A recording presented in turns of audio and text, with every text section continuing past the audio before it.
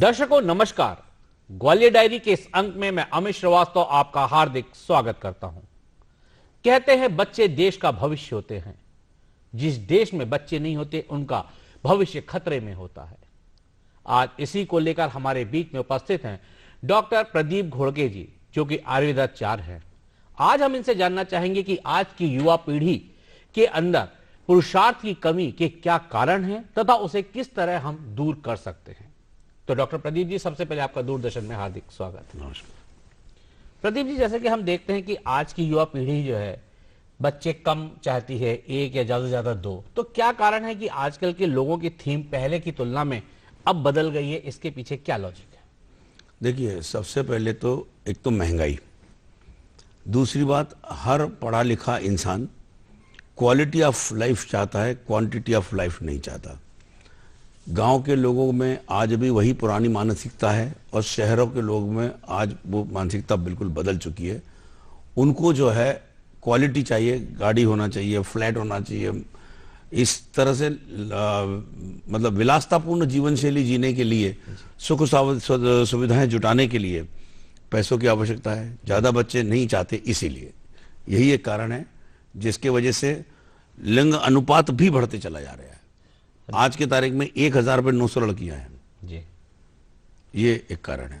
हाँ, वही मैं सर आपसे यही जानना चाह रहा था कि आज हम 21वीं सदी की ओर अग्रसर हो गए हैं, उसके बाद भी हमारे अंदर कहीं ना कहीं लड़के और लड़की को लेकर भेदभाव है, जिसकी वजह से ये अनुपात की बात जो आपने कही कि काफी अंतर आ रहा है। तो इसके बारे में एक आप डॉक्टर होने के नाते, एक आयुर्वेदाचार्य होने के नाते लोगों को क्या कहना चाहेंगे? देखिए, लड़का और लड़की इसमें हमारे हिसाब से कोई फर्क नहीं है। अगर आप ये देखें कि लड़कियां भी हुई, नेहरू जी को हमारे सिर्फ एक ही लड़की थी, लेकिन उसने जो है कम से कम हजारों लड़कों से ज़्यादा नाम कर दिया। सरोजिनी नायडू, आजकल सीतारमण जी जो है हमारी देश की सारी अर्थव्यवस्था को संभाल रही हैं। इसके पहले भी जो है उनके पास में जो है जो जितने भी विभाग रहे, रक्षा विभाग रहा, तो उन्होंने बड़े अच्छे तरीके से संभाला। तो ये कोई क्राइटेरिया नहीं है कि लड़की कुछ नहीं करता। अब तो आजकल तो अग्निदाग भी लड़कियां लगा रही हैं जी। ये क्राइटेरिया नहीं है कि लड़का और लड़की, परंतु फिर भी हिंदुस्तान में लड़का ही मुखाग्नि देगा। तो इसलिए क्या पुरुष प्रधान देश रहा है शुरू से, इसलिए लड़कियों को जो है ज़्यादा तवज्जो इन्होंने नहीं दी, परंतु ऐसा कुछ है नहीं। अब तो सर कोर्ट भी जैसे देखने में आता है कि कोर्ट ने भी बकायदा लड़कियों को भी पूरा हक दिया है, उनको भी बिल्कुल समानता का दिया बिल्कुल है। लड़कियां ज्यादा केयर करती हैं बनस्पत लड़कों से अपने पेरेंट्स की।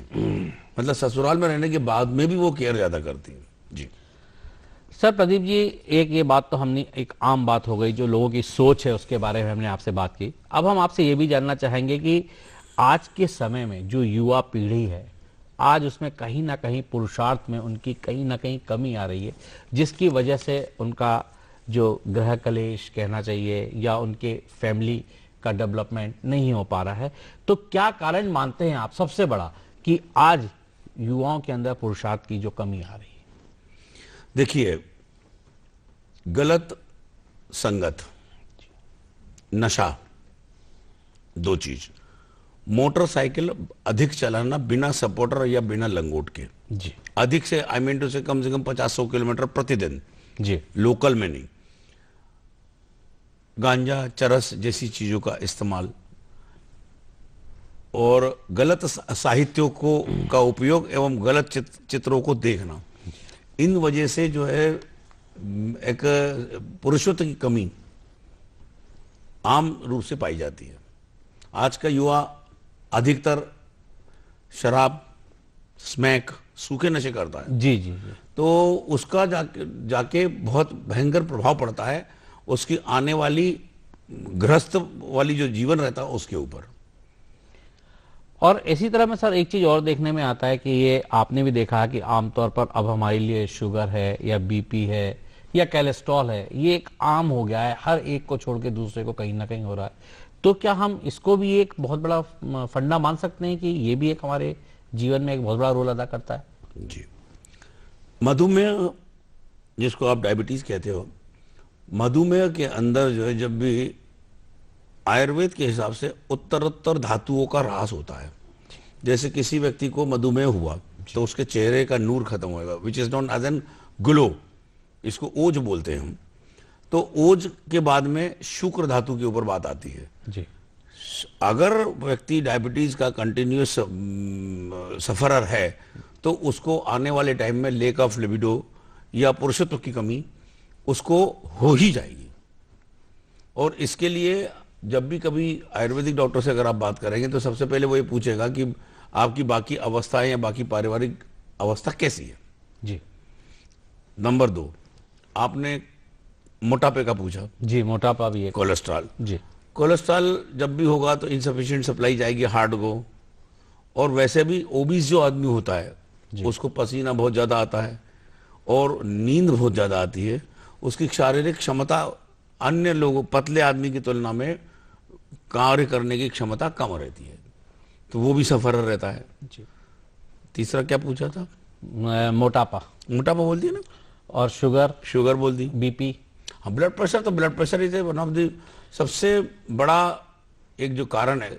अगर किसी को ब्लड प्रेशर ज्यादा रहता हो, नींद नहीं आएगी, स्ट्रोक्स हो सकता है, कभी भी ब्लड प्रेशर की वजह से कोई सी भी नस फट सकती है, उसको पैरालिटिक अटैक आ सकता है, ये सारी चीजें उनके साथ है। तो जब इस तरह से आदमी बीमार होगा तो बाकी पुरुषत्व की कमी तो ऑटोमेटिक हो जाएगी। तो आयुर्वेदाचार में इसकी क्या इलाज है? इसमें किस तरह उसको आप करते हैं जिससे कि वो फिजिकल फिट रह सके और अपना एक खुशहाल जीवन बिता सके? उसके लिए आपको नियमित रूप से व्यायाम, नियमित खानपान, रेगुलर लाइफ आपको जीना पड़ेगी। ऐसी लाइफ नहीं चाहिए कि जो सो रहे हैं तो सो रहे हैं, ना उठने का टाइम। आयुर्वेद के अंदर व्यक्ति को जीने के लिए 4 आश्रम पहले से बताए हुए हैं। जी। सबसे पहले 100 आदमी की उम्र को उन्होंने 100 साल तक फैलाया है। 25-25 के पार्ट्स में। सबसे पहले ब्रह्मचर्य। जी। इस आश्रम के अंदर उसको जो है विद्या अध्ययन करना है। जी। 25 से 50 में वो गृहस्थाश्रम है। जी।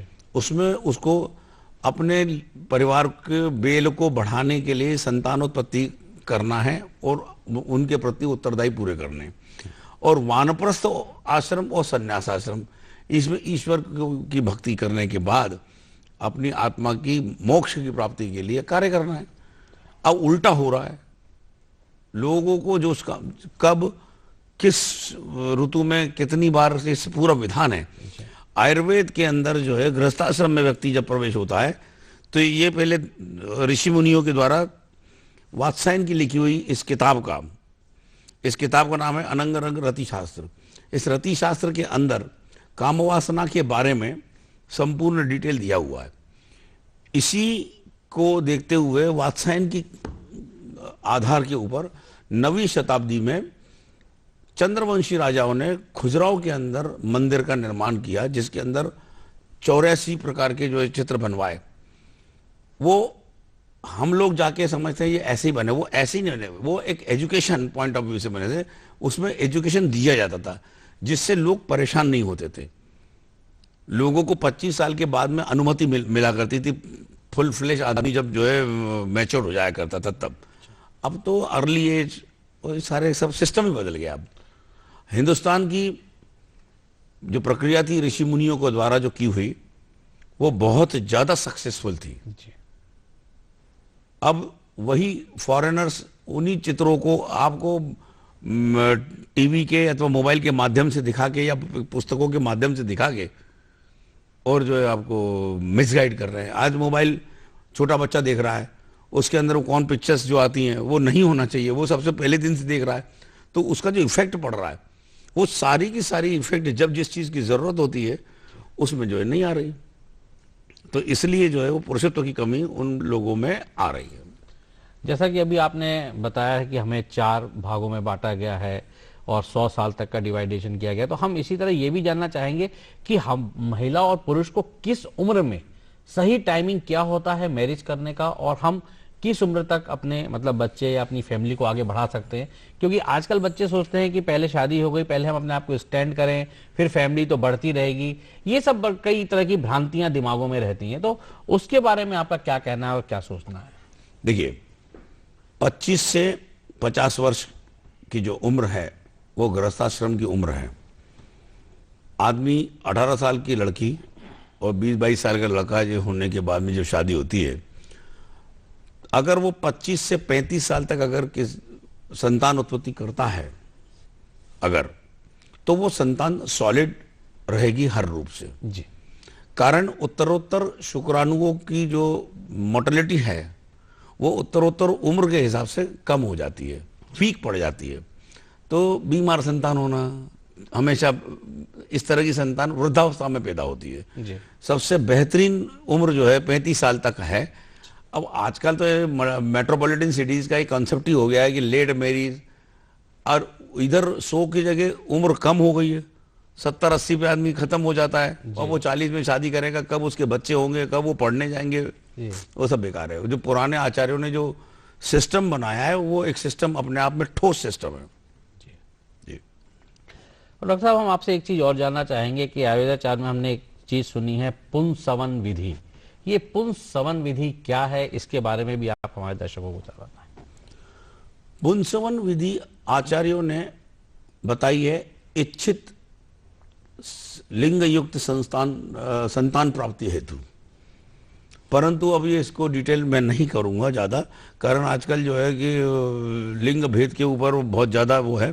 जी। वो उनकी एक थ्योरी हुआ करती थी कि जिस हिसाब से उसमें इच्छित संतान वो प्राप्त कर सकते थे। जी।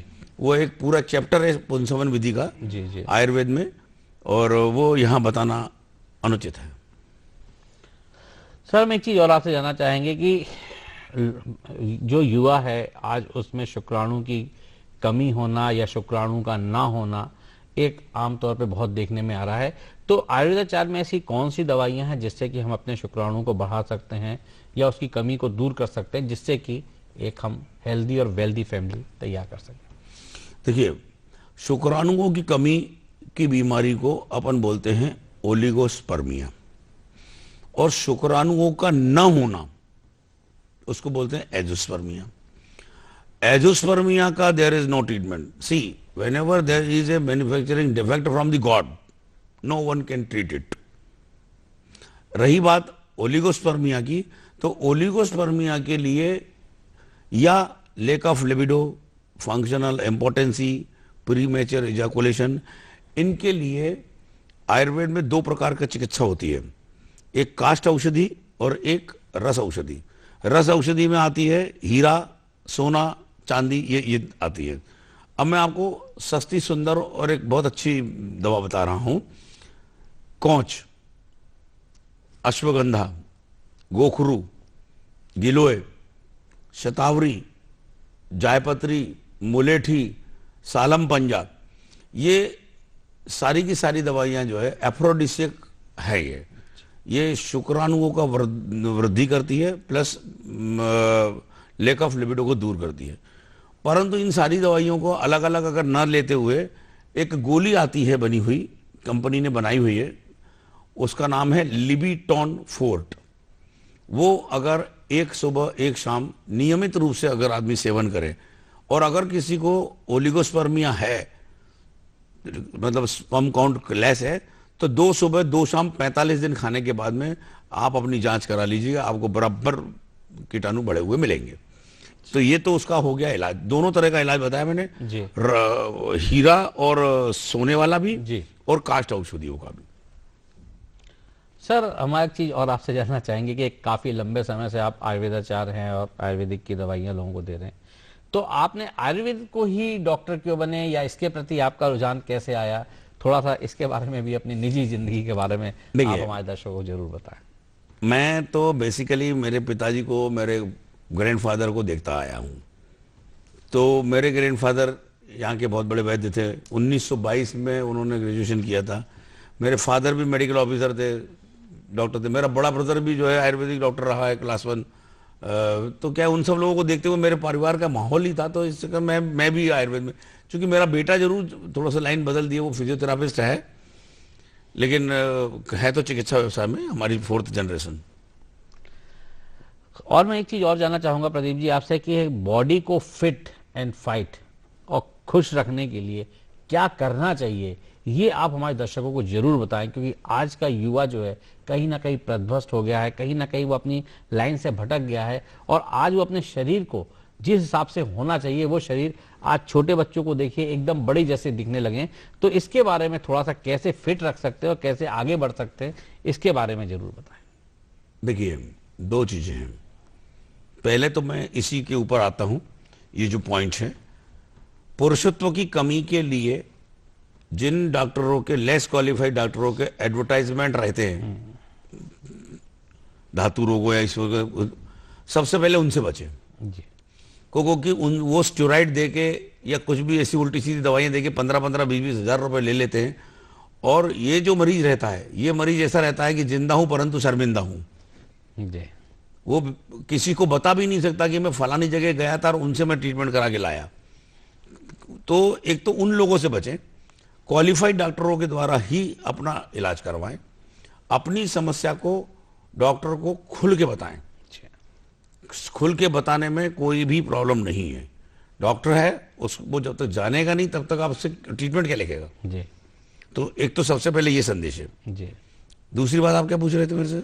मैं ये पूछ रहा हूँ कि आजकल लोग क्या देखते हैं, निराश हो जाते हैं या बहुत दुखी रहते हैं, तो वो अपनी मन की बात को नहीं कह पाते, इस वजह से भी उनके अंदर कहीं ना कहीं फिजिकली या मेंटली टेंशन रहता है। तो वो निराशा को वो कैसे दूर कर सकते हैं, उसके लिए वो क्या कहते हैं? स्ट्रेस को दूर करने के लिए आपको आपकी योग्यता के हिसाब से अगर आपको पैसे मिल रहे हैं तो वो सफिशिएंट है।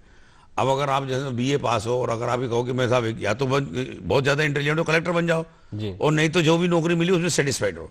जब तक आपको मानसिक रूप से आपकी सेटिस्फेक्शन नहीं होगा, आप शारीरिक रूप से फिट नहीं हो सकते। शारीरिक व्याधि और मानसिक व्याधि, डिप्रेशन इज ए मानसिक व्याधि। डिप्रेशन आदमी को कुछ समझ में नहीं आ रहा, उसको सब कुछ खा रहा है, पी रहा है, घूम रहा है, लेकिन डिप्रेशन में है। जैसे हम देखते हैं अधिकतर कि आजकल आप देख रहे हैं कि कामकाजी महिलाएं भी हो गई हैं, पुरुष भी हो रहे हैं, क्योंकि कहीं ना कहीं जीवन को चलाने के लिए दोनों की ही जरूरत पड़ती है, कि दोनों को ही काम करना पड़ता है। तो वो कहीं ना कहीं मालूम पड़ता है, कभी आदमी का कुछ चेंज नेचर रहता है, कभी महिलाओं का नेचर चेंज होता है। तो उनको कैसे आपस में सामंजस्य बनाएं जिससे कि वो भी अपने जीवन को खुशहाल बना सके, उन दोनों वर्किंग लेडी और जेंट्स के लिए थोड़ा सा आप क्या बताना चाहेंगे? देखिए, शादी और व्यवहार जीवन का, ये सिर्फ विश्वास पे चलता है। विश्वास की डोर है तो सब कुछ सही है, और विश्वास की डोर नहीं है तो सब बेकार है। और एक चीज और हम जानना चाहेंगे कि जैसे अधिकतर हम देखते हैं कि कई बार महिलाओं के साथ भी एक समस्या आती है कि उनको महीने की प्रॉब्लम आती है, तो क्या आयुर्वेद में भी इसका कोई इस तरह का इलाज है कि जिससे कि वो अपने प्रॉब्लम्स को दूर कर सके? आयुर्वेद में ही इलाज है। किसी भी अगर एलोपैथिक डॉक्टर के पास अगर आप जाएंगे तो वो आपको B-गाइनॉल, M2 टॉन इस तरह की जो दवाइयाँ लिखें, जो कि हमारे यहाँ जो है कष्टार्थ मतलब painful menstruation, amenorrhoea, absence of the menstruation, तो इसकी दवाइयाँ जो अशोकारिष्ट वगैरह जो हमारे यहाँ दवाइयाँ दी जाती है, दशमूलारिष्ट, अशोकारिष्ट, उनका चीज़ वही है। तो दूसरी कंपनियों के द्वारा बनाए हुए वो प्रोडक्ट्स हैं, और सभी हिंदुस्तान की कोई भी गायनेकोलॉजिस्ट ऐसा नहीं हो सकता कि वो जो कोई ना कोई यूटराइन टॉनिक आयुर्वेदिक का नहीं लिखती हो। कारण इसका हार्मोन्स को रेगुलर ईस्ट्रोजन और प्रोजेस्टेरोन की वजह से MC साइकिल चलती है। तो ईस्ट्रोजन और प्रोजेस्टेरोन को नॉर्मल रूप से बनाने की चिकित्सा आयुर्वेद में ही है। बीज पुष्टि रस आता है जी, बहुत सी दवाइयाँ आती है, तो जिनको उनके अंदर भी इनफर्टिलिटी की जो प्रॉब्लम होती है। इनफर्टिलिटी एक्चुअली क्या होता है कि जैसे किसी की शादी हो गई, 1.5 साल हो गया, and if he is trying for the child from the right from the 6th month, and even then there is no conception is not taking place, then उसको आप ये कह सकते हो कि he is a patient of the infertility। ऐसे ही नहीं, मजाक में, उसकी पहले वो हो जाने के बाद उसके पीछे रीजन भी बहुत सारे हैं। फॉलोपियन ट्यूब में तो ब्लॉकेज तो नहीं है, ओवरी में कोई दिक्कत तो नहीं है, फलाना, वो सब गायनेकोलॉजिस्ट का काम है, अपना काम नहीं है। सर एक चीज और आपसे जानना चाहूंगा कि जैसा कि आपने देख रहे हैं कि आजकल चाइनीज फूड का प्रचलन बहुत ज्यादा चल गया है कि हर आदमी छोटी छोटी चीज चाइनीज के रूप में ज्यादा खाता है, तो आज आप किस तरह उसको अपने फूड का यानी खाने का ध्यान रखना चाहिए जिससे कि वो फिट रह सके, उसके शुक्राणु या उसके पुरुषार्थ में बढ़ोतरी हो सके, तो उसको खान पान का किस तरह ध्यान रखें और क्या चीज खाना चाहिए, इसके बारे में भी आप हमारे दर्शकों को बताएं। देखिए, कोस्टल एरिया में रहने वाले आदमी की ताकत है कि वो मच्छी पचा सकता है। ए प्लेस लाइक ग्वालियर, जहां पर तालाब नहीं है, कुछ नहीं है, ये जबरदस्ती आप मांस का भक्षण करो, आपका पेट खराब रह रहा है, तो कोई सेंस नहीं है। आपकी अग्नि कितनी प्रदीप्त है या बचपन से आपने क्या खाया है और क्या पचाया है, ये caste to caste, person to person depend करता है जी। जैसे मैं महाराष्ट्रियन हूँ जी तो मैं 4-5 दिन पराठे नहीं खा सकता जी लगातार। अगर कोई बनिया है जी तो वो 300 दिन पराठे खाएगा, उसको कुछ नहीं होगा। ये तो अपनी अपनी अग्नि की शक्ति के ऊपर डिपेंड करता है कि वो क्या खाता है। परंतु आदमी को प्रोटीन, आयरन ये खाना चाहिए। प्रोटीन पनीर में मिल जाएगा, आपको बादाम में मिल जाएगा, काजू में मिल जाएगा। आयरन आपको बढ़िया लोहे की कढ़ाई में खाना खाओ, जी। और स्ट्रेस एलिमेंट्स जितने भी हो सकते हैं वो आप लीजिए। अच्छा खाना खाइए, च्यवनप्राश का इस्तेमाल करिए और फिट रहिए। और इसके साथ साथ सर आपने जैसे खान पान की बात की, तो हम थोड़ा सा कहते हैं कि एक्सरसाइज के बारे में भी, जैसे जो योगा है या वॉक है या स्टेप वॉक है, तो उसके बारे में बताएं कि किस तरह की एक्सरसाइज करना चाहिए जिससे कि थोड़ा बहुत हेल्दी और वेल्दी रह सके आज का युवा। 50 साल हमारे आयुर्वेद में बताइए, 17 से 70 साल तक व्यायाम की उम्र बताइए। 17 से 70 व्यायाम की उम्र। उसके अंदर ये नहीं कि योगा करके पेट हिला के बैठे, ये तो बीमारों का काम है मेरे हिसाब से। हो सकता है मैं भी रॉन्ग। आपको जिम जाना चाहिए, आपको डबल बार, नहीं तो आपको दंड बैठक तो कम से कम लगाना ही चाहिए, 25 दंड, 10-12 सूर्य नमस्कार लगाना चाहिए, 2-4 किलोमीटर पैदल चलना चाहिए। ये अगर आप करेंगे, ब्राह्मण मुहूर्त पे उठना चाहिए जल्दी, ये नहीं कि 9-9 बजे तो उठ रहे हैं, तो कोई मतलब नहीं ना। क्योंकि आज के समय में देखते हैं कि अधिकतर युवा लोग कहते हैं हमको इतना स्ट्रेस हो गया, या हमें इतना वर्क है, या हम पे इतना लोड है, हम पे सुबह उठने का समय नहीं है, या हमें एक्सरसाइज करने का समय नहीं है। तो उसके लिए आपका मतलब क्या मतलब कहना चाहेंगे आप? माननीय प्रधानमंत्री जी नरेंद्र मोदी जी, जब अगर आप व्यायाम कर सकते हैं तो उनसे ज्यादा तो कोई सा भी युवा इस हिंदुस्तान का व्यस्त नहीं हो सकता जी। उसके उनके पास में भी 24 घंटे हैं और तुम्हारे पास में भी 24 घंटे हैं। तुम्हें कुछ काम नहीं है इसलिए तुम फालतू हो, उनके पास काम है इसलिए वो बिजी है। सर अंत में हम चाहेंगे कि आप अपनी ओर से क्या संदेश हमारे युवाओं को देना चाहेंगे? देखिए, मैं आपको एक बहुत पुरानी कहावत का एक संदेश देना चाहता हूं, जो कल भी सच था, आज भी सच है और आने वाले समय में भी सच रहेगा। व्यक्ति को अपने पिताजी से आस होती है, इसलिए बोला गया है आस का बाप। अगर पिताजी से कुछ न कुछ पैसे की प्राप्ति हो इसलिए आस करी जाती है। और व्यक्ति जब भी कभी निराश होता है तो उसको मां की याद आती है, तो इसलिए निराश का की मां। और अगर बहन जो है वो सिर्फ पैसे वाले की होती है, जिस भाई के पास ज्यादा पैसा है राखी उसी को पहले बंधेगी। निदान का दोस्त, जब भी कभी कोई व्यक्ति परेशान होता है तो अपने दोस्त से अपने निदान की बात करता है। और पैसा हमेशा गांठ पुराने लोग रखते थे, जिससे कि कम से कम अगर आपका नेटवर्क चला गया तो कम से कम घर में पैसे होंगे तो मिलते जाएंगे, नहीं तो बैंक में रखा, छुट्टी है बोले मजे करो। और पति पत्नी साथ, ये उन्होंने जो है कहा है, आस का बाप, निराश की मां, होते की बहन, निदान का दोस्त, पैसा गांठ जोरू साथ, जागेगा सो पावेगा और सोएगा सो खोएगा। Thank you very much.